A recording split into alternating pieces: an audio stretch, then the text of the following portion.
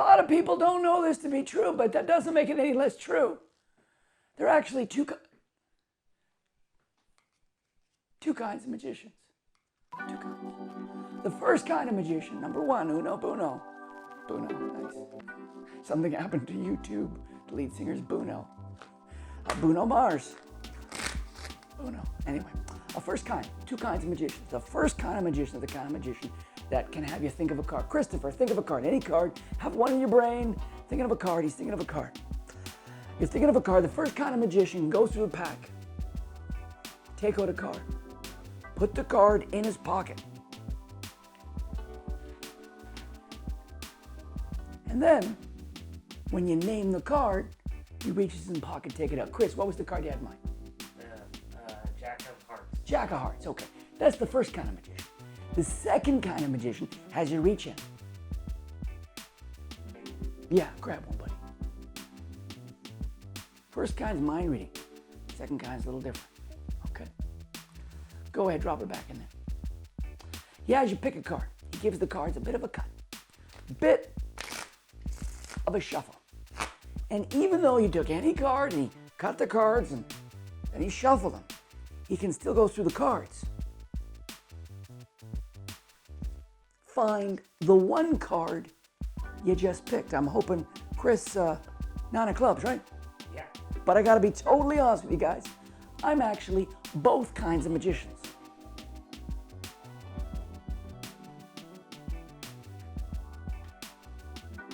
This is another example of a trick that is all about structure.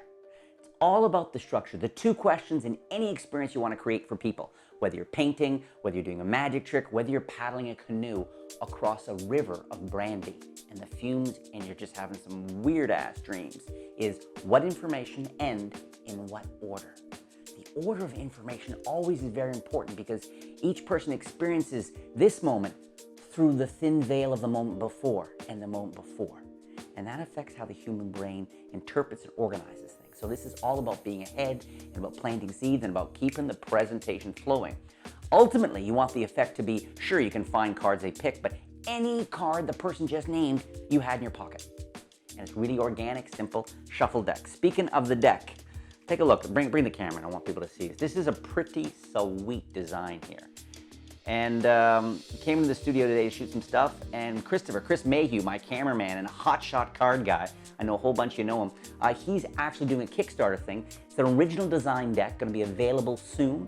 There'll be a link down there. Now this is called the what deck, Chris? The Leon playing card. The Leon playing cards, Leon, and it's based on? Dr. Leon playing cards by Hiro Sakai. Yeah, you see, I had to ask him off camera before I said, what is it again? And I was so busy thinking, man, I hope my one-hand top palm works. I couldn't even, so there's the information. The link will be down below. These, I gotta say, and this is just like a prototype deck, and it is handling very smoothly indeed. So I'm really enjoying it. So let's drop in and teach this now. So what are we talking about here? We're talking about, and I've mentioned this before on this channel, and it means a lot to me. I think magicians who pull back the curtain and sort of invite people in, and there's a line. Always be inviting people into your theater.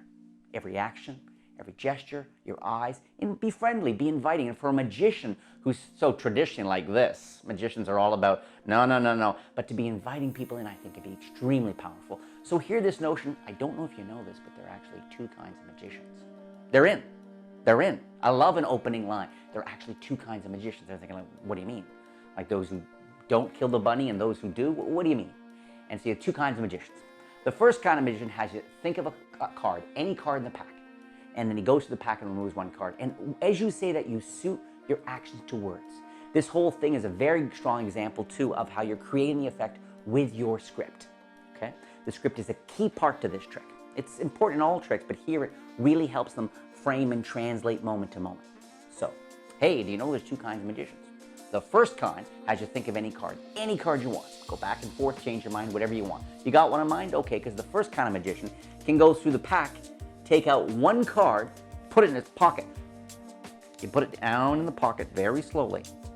And then when you name your card, go ahead and name it out loud. And let's say they say 10 of clubs.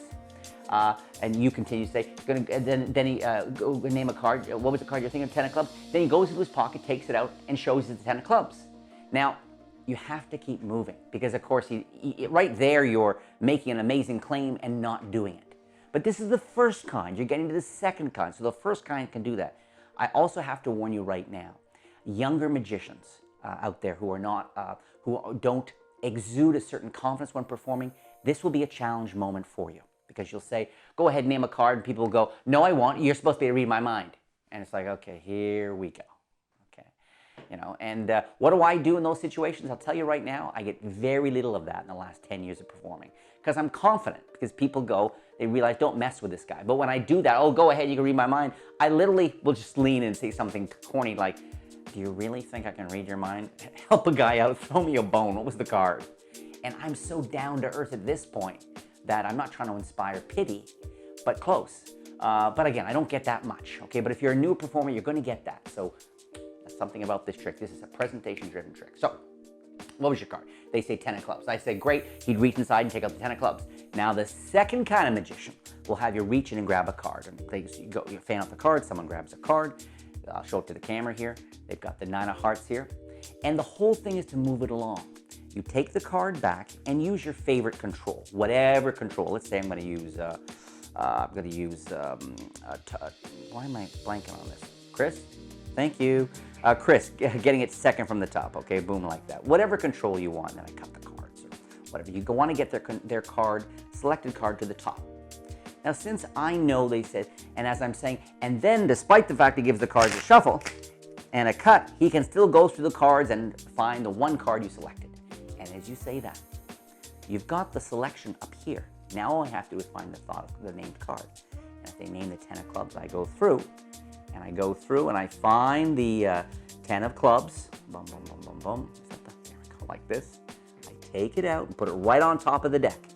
So my actions are saying that I'm going through to find, and now I just do a double lift. Okay? Just a double lift to sort of verify that was the card you selected, right? And they go, yeah. So you pause, you turn that over, and now a one-hand top palm, a two-hand palm, whatever, as you admit kind of shyly, you say, well, actually, you know what? You go down to your pocket with the palmed card, I'm actually both kinds of magician. So it's a pacing thing. Now, I think it's very important. Now that I've broken it down for you, I want to just perform for you one more time and see how important the flow is on this particular trick, okay? Chris, I don't know if you know, Chris, I don't know if you know, there are actually two kinds of magicians. The first kind of magician will have you think of any card. Go ahead. Are you thinking of one, Chris? Yeah. Okay, you got one in your mind? You want to go back and forth? No. You got it. Yeah. One card. So he'll have you think of a card. Then he'll go through, take out a card, put it in his pocket. Okay, very fair. And when you name the card out loud, what was the card? The Jack of Diamonds. Jack of Diamonds. He'll reach into his pocket and pull out the Jack of Diamonds. That's the first kind. The second kind of magician will have you grab a card. Go ahead, grab one for me, buddy. Show it to the camera. Okay. Like that. Great. Thank you so much. Cut it into the pack here like this. Give the cards a shuffle. And even though you picked any card in the pack shuffled, he'll still be able to go through the cards, shuffle deck, and take out the one card you just freely chose from the pack. But I have a confession to make. I'm actually both kinds of magician. Thanks for watching. Hit the like button, subscribe. No. Neither of us get off that easy. Two things. One I wanted to mention to you before we say goodbye on this particular video is first, what happens if, because of course you're putting an X card in your pocket to start. What happens if when they pick the card, the one they pick is the one they were thinking of? What happens when the two come together? And I've definitely had that happen. And the good thing is that people almost always react. When they pick the card, the one card they name, they go, ah, like this, and there's a smile, and there's this total sense that that was the trick all along, which is great. So, and I've found this before, and I've talked to magicians, and sometimes, you know, the greatest effects you'll ever perform, you never actually perform. They happen in people's minds. So be open to things going a certain funny way. Also, ask yourself, what's the difference between mind reading and a magic trick? Now, you know, when I was getting into magic years and years and years ago, there was very clear camps. Mentalism was this mind-reading thing in magic, and we can talk about the differences, that one seems to be more visually driven than the other. or one involves people's thoughts and feelings, the other involves cards and coins, and this kind of distinction. However, I am not sure there's a lot to be benefited by thinking of them so clearly. So I encourage you to, one of the characters I think of is Merlin, which is crazy. I know way back in medieval times, this wizard. And this wizard, the idea to me of a wizard being able to make things vanish, a burst of fire, I can see a wizard doing that.